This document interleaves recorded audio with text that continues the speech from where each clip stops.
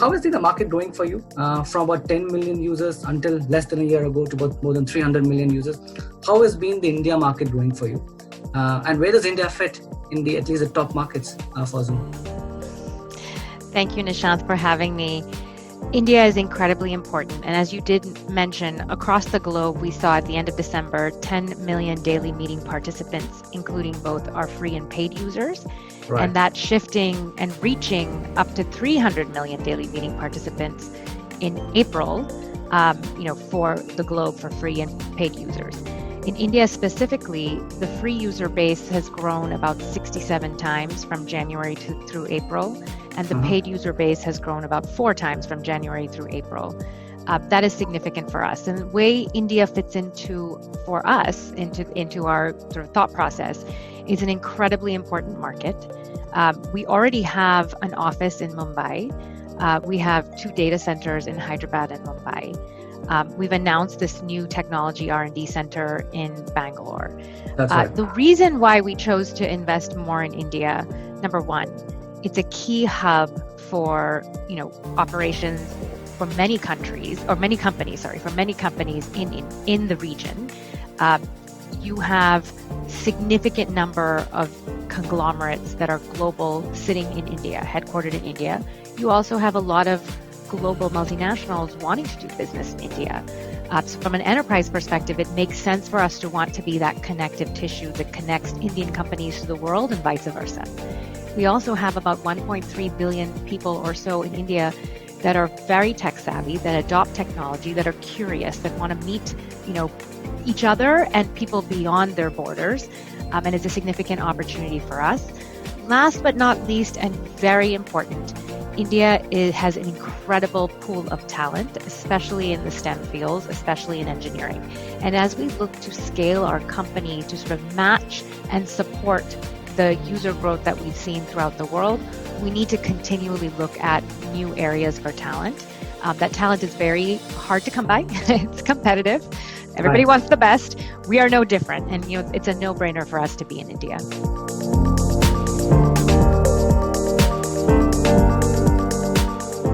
So take us through the specific growth areas. Where are you seeing the demand coming from? Are these education institutions, big corporates, small, medium enterprises? Where is the demand?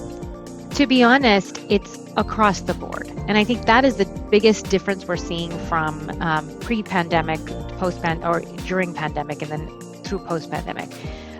As I said, exiting December, we were largely focused on workplace collaboration.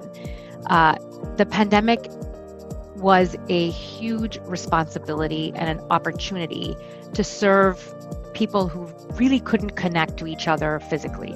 And that, giving them the ability to see each other, to actually see the facial expressions in each other's faces, that has resulted, I think, in the use cases of weddings and even funerals, birthday parties, graduations, etc. I mean, it's been tremendous. So I think for us, we see the demand across the board. Enterprises have also had significant demand. Even if you look at sort of the lockdown or sort of shelter-in-place situations that a lot of countries have put in place, I mean, you have very large companies with thousands and thousands of employees suddenly working from home and trying to find a way to keep them productive. It's been a real privilege to be a part of that, keeping that economic thread alive and allowing, companies to keep their workforces efficient and productive. So I think we see demand from both the enterprise side and also sort of the daily consumer use case side, whether it's the yoga teacher or the dance class or the birthday party, etc. We see demand from all ends of the spectrum. I think going forward, the future of work has changed forever. Companies, whether you're in India or whether you're not, in different countries, companies are increasingly realizing that the world is the oyster for them. They don't need to, mandate working from a particular location or working from a particular office. Their employees can be just as productive, and maybe there are use cases where there can be even more productive with video collaboration. So people, we see it in our customer base. They are thinking through their long-term sort of work stances and policies around work and employee mobility, etc. I think the next generation of the enterprise will be a lot more flexible, will have an open mindset, and will be looking to tap into a global workforce.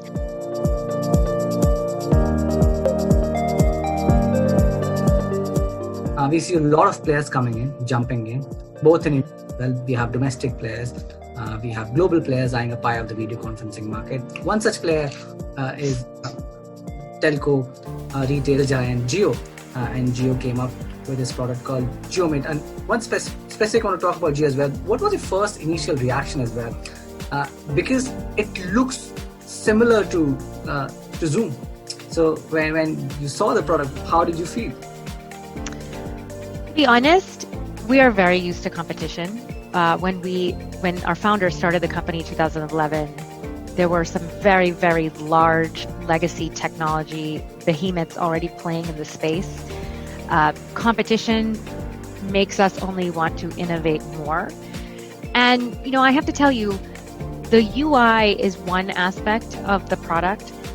The easy to use feature set that Zoom provides is really the value add and especially our enterprise customers really look for.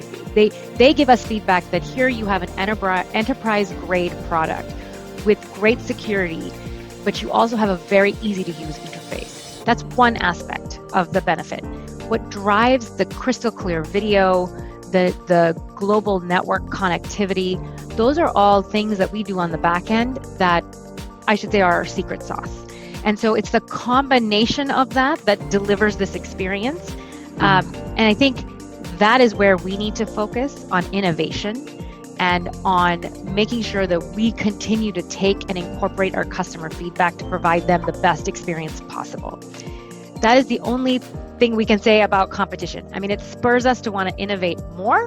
And we've had a lot of practice, going up against very large incumbents as it is.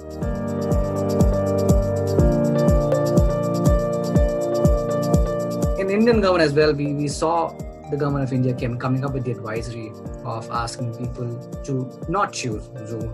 In terms of internal meetings, government meetings, they've asked to not choose Zoom.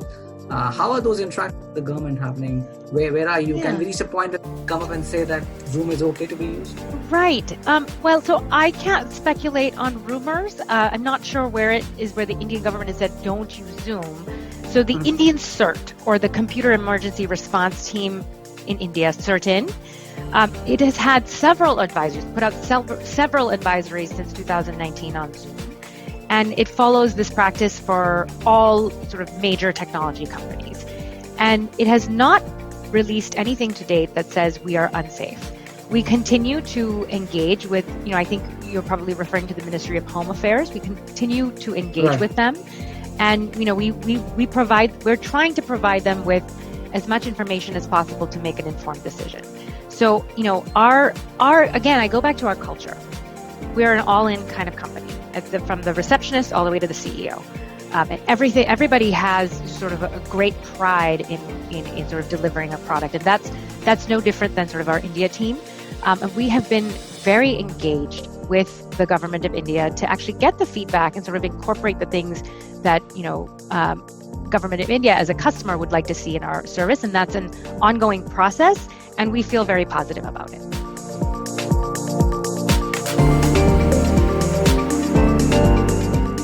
Even I would have thought that after pandemic, people go back to work and the demand goes away.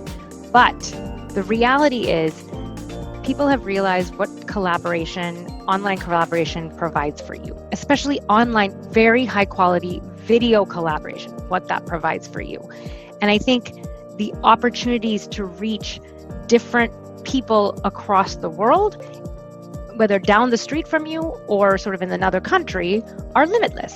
And so you can see different use cases pop up, whether it is supplementary learning, whether it is, yoga classes, whether it is sort of, large-scale webinars. You can see supplementary use cases popping up, which I think is a tremendous opportunity for people. If we can help drive some economic stability through the use of our platform to provide some continuity, that would be a great outcome for us.